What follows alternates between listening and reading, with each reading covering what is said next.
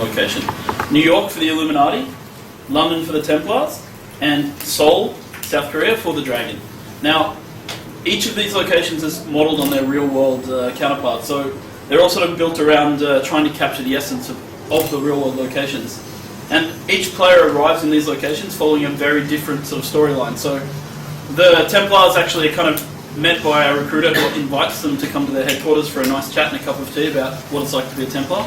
The Illuminati encourage the player as a job interview to find their headquarters, which are hidden beneath the streets of Brooklyn. And the Dragon actually kidnap the player, put them in the back of a van, throw them out of the van into a street in Seoul, and when the player gets up, they're here in this location. This is where they start. There's a wall appeared behind them, blocking off the street that they were thrown out of, and they're stuck in this mysterious part of Seoul, where they don't know anybody and they don't know anything about what's going on.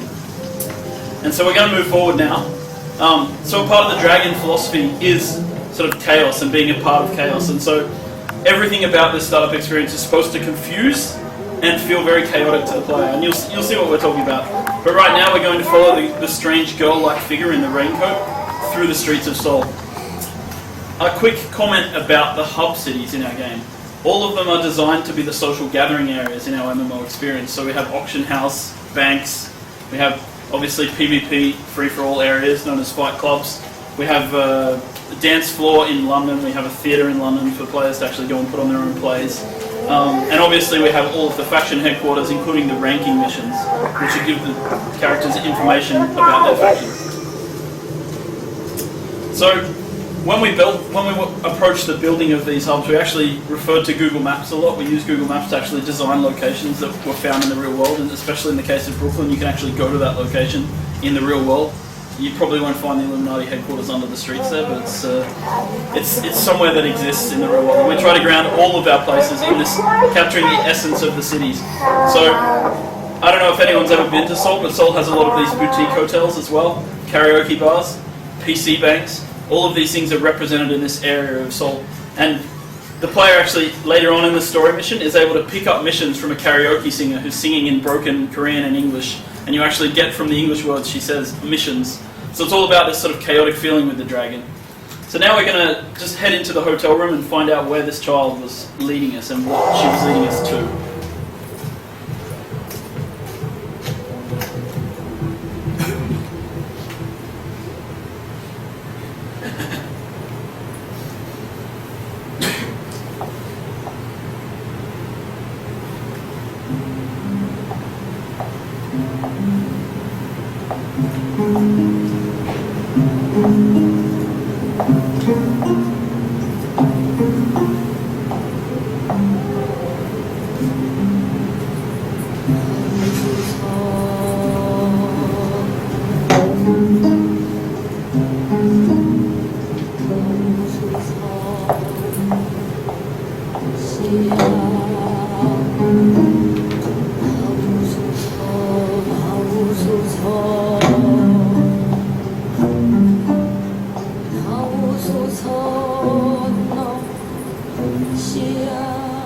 You're shy.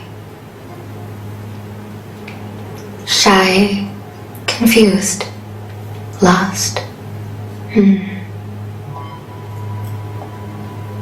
not lost anymore. The Dragon found you. And now, you found me. Everything happens for a reason. Every event, no matter how small, has consequences. They will ask you to do things, and most of the time, you will not know why, or what the consequences may be. It is the curse of the Dragon. We do not know why we do what we do, but we do it regardless, because they tell us it is right. From chaos, there is order, and clarity. The one moment of absolute clarity comes in that brief exhalation of ecstasy. When our minds are empty, we are receptive to the truth. Most of the time, You will not understand their reasons. You will not be able to see the consequences of your actions. But there is one event you must understand. One truth. It's my job to help you see it.